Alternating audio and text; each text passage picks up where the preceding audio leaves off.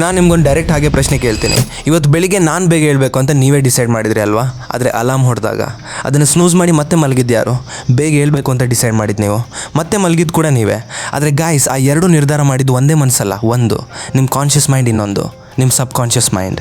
ಮತ್ತು ಪ್ರತಿದಿನ ಬೆಳಿಗ್ಗೆ ಎದ್ದಾಗಿನಿಂದ ರಾತ್ರಿ ಮಲಗೋವರೆಗೂ ಇವೆರಡರ ನಡುವೆ ಒಂದು ಯುದ್ಧ ನಡೀತಾನೆ ಇರುತ್ತೆ. ಆ ಯುದ್ಧದಲ್ಲಿ ಯಾರು ಗೆಲ್ತಾರೆ? ನೀವು ಯಾವುದಕ್ಕೆ ಜಾಸ್ತಿ ಟ್ರೈನಿಂಗ್ ಕೊಟ್ಟಿದ್ದೀರೋ ಅದು ಗೆಲ್ಲುತ್ತೆ. ನಿಮ್ಮ ಮೈಂಡ್ ನಿಮ್ಮನ್ನು ಕಂಟ್ರೋಲ್ ಮಾಡ್ತಾ ಇದೆಯಾ ಅಥವಾ ನೀವು ನಿಮ್ಮ ಮೈಂಡನ್ನು ಕಂಟ್ರೋಲ್ ಮಾಡ್ತಿದ್ದೀರಾ? ಇವತ್ತು ನಿಮ್ಮ ಬ್ರೈನ್ನ ರಿಮೋಟನ್ನು ನಿಮ್ಮ ಕೈಗೆ ಕೊಡ್ತೀನಿ. ಅದಕ್ಕೆ ಬೇಕಾದ 5 ಪವರ್ಫುಲ್ ಟೆಕ್ನಿಕ್ಸ್ ಹೇಳ್ತೀನಿ. ಮತ್ತು ಇದು ನಮ್ಮ ಆಡಿಯನ್ಸ್ ಡೈರೆಕ್ಟಾಗಿ ರಿಕ್ವೆಸ್ಟ್ ಮಾಡಿದ ಟಾಪಿಕ್. ಹಾಗಾಗಿ ಈ ವಿಡಿಯೋ ನಿಮಗೆ ಡೆಡಿಕೇಟೆಡ್. ಆ್ಯಂಡ್ ನೀವು ಕೂಡ ಕಮೆಂಟ್ ಮಾಡಿ ನೆಕ್ಸ್ಟ್ ಟಾಪಿಕ್ ಯಾವುದು ಬೇಕು ಅಂತ. So let's start. ನಮ್ಮ ಏರಿಯಾದಲ್ಲಿ ವಿಕ್ರಮ್ ಅಂತ ಒಬ್ಬ ಇದ್ದ. ತುಂಬ ಸ್ಮಾರ್ಟ್ ಹುಡುಗ. ಅವನಿಗೆ ಲೈಫ್ನಲ್ಲಿ ದೊಡ್ಡದಾಗಿ ಏನೋ ಸಾಧನೆ ಮಾಡಬೇಕು ಅನ್ನೋ ಡ್ರೀಮ್ಸ್ ಇತ್ತು. ಆದರೆ ಅವನಿಗೊಂದು ದೊಡ್ಡ ಸಮಸ್ಯೆ ಇತ್ತು. ಅದೇನೆಂದರೆ ಅವನ ಮೈಂಡ್ ಅವನನ್ನು ಕಂಟ್ರೋಲ್ ಮಾಡ್ತಿತ್ತು. ಯಾರಾದರೂ ಸ್ವಲ್ಪ ತಪ್ಪು ಮಾತಾಡಿದರೆ ಸಾಕು, ತಕ್ಷಣ ಸಿಕ್ಕಾಪಟ್ಟೆ ಕೋಪ ಮಾಡ್ಕೊಳ್ತಿದ್ದ. ಎಕ್ಸಾಮ್ ಬಂತು ಅಂದರೆ ಪ್ಯಾನಿಕ್ ಆಗ್ತಿದ್ದ. ಯಾವುದಾದ್ರೂ ಸಣ್ಣ ಫೇಲ್ಯೂರ್ ಬಂದರೆ ಸಾಕು, ವಾರಗಟ್ಟಲೆ ಡಿಪ್ರೆಷನ್ಗೆ ಹೋಗ್ತಿದ್ದ. ಅದೇ ಟೈಮ್ಗೆ ಅವನ ಫ್ರೆಂಡ್ ಅರುಣ್ ಇದ್ದ. Same background, same college. ಆದರೆ ಅರುಣ್ ಎಷ್ಟೇ ಕಷ್ಟದ ಸಿಚುವೇಶನ್ ಬಂದರೂ ತುಂಬ ಕ್ಯಾಮ್ ಆಗಿರ್ತಿದ್ದ. ಪ್ರೆಷರ್ ಬಂದರೂ ಅವ್ನು ಫೋಕಸ್ ಕಳ್ಕೊಳ್ತಿರ್ಲಿಲ್ಲ. ಒಂದಿನ ವಿಕ್ರಮ್ ಹೋಗಿ ಕೇಳಿಬಿಟ್ಟ, ಮಾರಾಯ ನಿನ್ಗೆ ಯಾವ ಟೆನ್ಷನ್ ಕೂಡ ಆಗಲ್ವಾ? ನಿನ್ನ ಸೀಕ್ರೆಟ್ ಏನು ಅಂತ. ಅದಕ್ಕೆ ಅರುಣ್ ಹೇಳ್ದ, ಬ್ರೋ ನನಗೂ ಟೆನ್ಷನ್ ಆಗುತ್ತೆ, ಕೋಪ ಬರುತ್ತೆ, ಆದರೆ ನಾನು ಅದನ್ನು ಕಂಟ್ರೋಲ್ ಮಾಡ್ತೀನಿ. ಅದು ನನ್ನನ್ನು ಕಂಟ್ರೋಲ್ ಮಾಡೋಕ್ಕೆ ನಾನು ಬಿಡಲ್ಲ. ಒಂದೇ ಒಂದು ಲೈನ್, ಆದರೆ ಇಡೀ ಲೈಫ್ ಬದಲಾಯಿಸೋ ಲೈನ್ ಅದು. ಇವತ್ತು ಆ ಡಿಫ್ರೆನ್ಸ್ ನಿಮಗೂ ಅರ್ಥ ಆಗಬೇಕು. ಮೊದಲು ಒಂದು ಅಸಲಿ ಸತ್ಯ ಅರ್ಥ ಮಾಡ್ಕೊಳ್ಳಿ.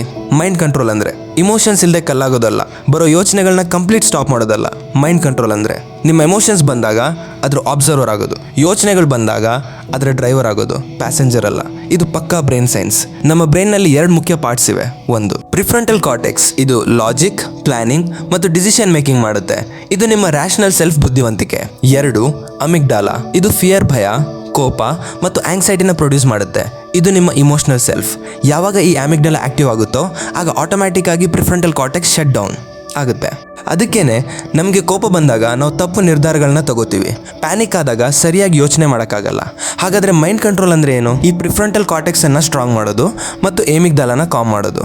ಇದಕ್ಕೆ 5 ಟೆಕ್ನಿಕ್ಸ್ ಇವೆ. ಒಂದೊಂದಾಗಿ ಹೇಳ್ತೀನಿ ನೋಡಿ. Technique 1, the observer technique. ಇದು ಅತ್ಯಂತ ಪವರ್ಫುಲ್ ಮತ್ತು ಸಿಂಪಲ್ ಟೆಕ್ನಿಕ್. ಮುಂದಿನ ಸಲ ನಿಮಗೆ ಕೋಪ ಬಂದಾಗ, ಭಯ ಆದಾಗ ಅಥವಾ ಬೇಜಾರಾದಾಗ ಒಂದೇ ಒಂದು ಕೆಲಸ ಮಾಡಿ, ಆ ಎಮೋಷನ್ಗೆ ಒಂದು ಹೆಸರು ಕೊಡಿ. ನನಗೀಗ ತುಂಬ ಕೋಪ ಬರ್ತಾ ಇದೆ ಅಂತ ನಿಮ್ಮ ಮೈಂಡ್ನಲ್ಲಿ ನೀವೇ ಹೇಳ್ಕೊಳ್ಳಿ. ಯಾವಾಗ ನೀವು ನಿಮ್ಮ ಎಮೋಷನ್ಗೆ ಹೆಸರು ಕೊಡ್ತೀರೋ ಆಗ ನಿಮ್ಮ ಏಮಿಗ್ಡಾಲಾ ಆಕ್ಟಿವಿಟಿ 50 ಕಡಿಮೆ ಆಗುತ್ತೆ. ಯಾಕಂದರೆ ನೀವು ಆ ಎಮೋಷನ್ನ ಫೀಲ್ ಮಾಡ್ತಿಲ್ಲ, ಅಬ್ಸರ್ವ್ ಮಾಡ್ತಿದ್ದೀರಾ. Technique 2, the 4-7-8 breath. ಉಸಿರಾಟ ಅಂದರೆ ಕೇವಲ ಗಾಳಿ ತಗೊಳ್ಳೋದಲ್ಲ, ಇದು ನಿಮ್ಮ ನರ್ವಸ್ ಸಿಸ್ಟಮ್ಗೆ ಡೈರೆಕ್ಟ್ ರಿಮೋಟ್ ಕಂಟ್ರೋಲ್. 4 ಸೆಕೆಂಡ್ ಮೂಗಿನಿಂದ ಉಸಿರು ತಗೊಳ್ಳಿ, 7 ಸೆಕೆಂಡ್ ಹಾಗೆ ಹೋಲ್ಡ್ ಮಾಡಿ, 8 ಸೆಕೆಂಡ್ ಬಾಯಿಂದ ಉಸಿರು ಬಿಡಿ. ಕೇವಲ 60 ಸೆಕೆಂಡ್ಸ್ನಲ್ಲಿ ನಿಮ್ಮ ಹಾರ್ಟ್ ರೇಟ್ ಕಮ್ಮಿ ಆಗುತ್ತೆ, ಮೈಂಡ್ ಕ್ಲಿಯರ್ ಆಗುತ್ತೆ. ಇದು ನಿಮ್ಮ emergency remote. Technique 3, cognitive reframing. ಒಂದೇ ಸಿಚುವೇಶನನ್ನು 2 ರೀತಿ ನೋಡ್ಬೋದು. ಎಕ್ಸಾಮ್ನಲ್ಲಿ ಫೇಲ್ ಆದರೆ ನಾನು ಲೂಸರ್ ಅನ್ನೋ ಬದಲು ಈ ಫೇಲ್ಯೂರ್ ಒಂದು ಫೀಡ್ಬ್ಯಾಕ್. ನಾನು ಎಲ್ಲಿ ಇಂಪ್ರೂವ್ ಆಗಬೇಕು ಅಂತ ಈಗ ನನಗೆ ಗೊತ್ತಾಯಿತು ಅಂತ ಅಂದ್ಕೊಳ್ಳಿ. ಮುಂದಿನ ಸಲ ಏನಾದರೂ ಕೆಟ್ಟದಾದಾಗ ಇದರಲ್ಲಿ ನನಗೆ ಏನು ಕಲಿಯೋದಕ್ಕಿದೆ ಅಂತ ಒಂದು ಪ್ರಶ್ನೆ ಕೇಳ್ಕೊಳ್ಳಿ. ಇದು ನಿಮ್ಮ ಬ್ರೈನ್ನ ಡೈರೆಕ್ಷನನ್ನೇ ಬದಲಾಯಿಸುತ್ತೆ. ಈ 5 ಟೆಕ್ನಿಕ್ಸ್ನ ಪ್ರಾಕ್ಟಿಕಲ್ ಆಗಿ ಇಂಪ್ಲಿಮೆಂಟ್ ಮಾಡೋಕ್ಕೆ ಒಂದು 21 ಡೇ ಮೈಂಡ್ ಕಂಟ್ರೋಲ್ ಪ್ಲಾನ್ ಕೊಡ್ತೀನಿ. Week 1, awareness week. ಪ್ರತಿದಿನ ನೀವು ಅನುಭವಿಸಿದ 3 ಸ್ಟ್ರಾಂಗ್ ಎಮೋಷನ್ಸ್ ಅನ್ನ ಒಂದು ಬುಕ್ನಲ್ಲಿ ಬರೆಯಿರಿ. Week 2, technique week. ಪ್ರತಿದಿನ ಪ್ರಜ್ಞಾಪೂರ್ವಕವಾಗಿ ಒಂದು ಟೆಕ್ನಿಕ್ ಅಪ್ಲೈ ಮಾಡಿ. ಉದಾಹರಣೆಗೆ 4, 7, 8 ಬ್ರೀತ್. Weak 3, mastery weak. ಈ ಎಲ್ಲ ಟೆಕ್ನಿಕ್ಸ್ನ ಮಿಕ್ಸ್ ಮಾಡಿ ಯಾವ ಸಿಚುವೇಶನ್ಗೆ ಯಾವುದು ಬೆಸ್ಟ್ ಅಂತ ನೀವೇ ಒಂದು ಸಿಸ್ಟಮ್ ಮಾಡ್ಕೊಳ್ಳಿ. Technique 4, environment design. Will power ಅನ್ನೋದು ಒಂದು ಮಸಲ್ ಥರ, ಬಳಸಿದಷ್ಟು ಸುಸ್ತಾಗುತ್ತೆ. ಫೋನ್ ಜಾಸ್ತಿ ಬಳಸಬಾರ್ದು ಅಂದರೆ ನಾನು ಫೋನ್ ಮುಟ್ಟಲ್ಲ ಅಂತ ವಿಲ್ ಪವರ್ ಯೂಸ್ ಮಾಡಬೇಡಿ. ಬದಲಿಗೆ ಫೋನನ್ನೇ ಬೇರೆ ರೂಮ್ನಲ್ಲಿ ಇಡಿ.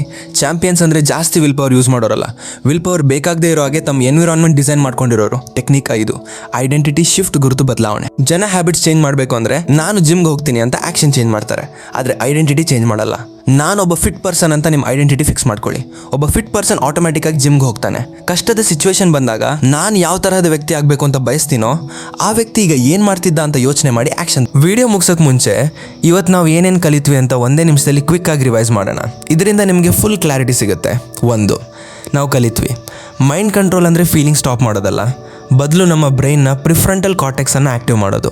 2, ನಾವು 5 ಟೆಕ್ನಿಕ್ಸ್ ಕಲಿತ್ವಿ. ಎಮೋಷನ್ನ ಅಬ್ಸರ್ವ್ ಮಾಡೋದು, ಅಬ್ಸರ್ವರ್ ಟೆಕ್ನಿಕ್. 4, 7, 8 ರೂಲ್ ಬಳಸಿ ಉಸಿರಾಟ ಕಂಟ್ರೋಲ್ ಮಾಡೋದು. ಪ್ರಾಬ್ಲಮ್ಸ್ನ ನೋಡೋ ದೃಷ್ಟಿಕೋನ ಬದಲಾಯಿಸೋದು, ರಿಫ್ರೇಮಿಂಗ್. ವಿಲ್ ಪವರ್ ಬದಲು ನಮ್ಮ ಎನ್ವಿರಾನ್ಮೆಂಟ್ ಚೇಂಜ್ ಮಾಡೋದು. ನಾನು ಮತ್ತೊಂದು ಇಂಟ್ರೆಸ್ಟಿಂಗ್ ವಿಡಿಯೋ ಜೊತೆ ನಿಮ್ಮ ಮುಂದೆ ಇರ್ತೀನಿ. ಅಲ್ಲಿವರೆಗೂ take care. Thanks for watching. This is Yashwant signing off. Bye guys.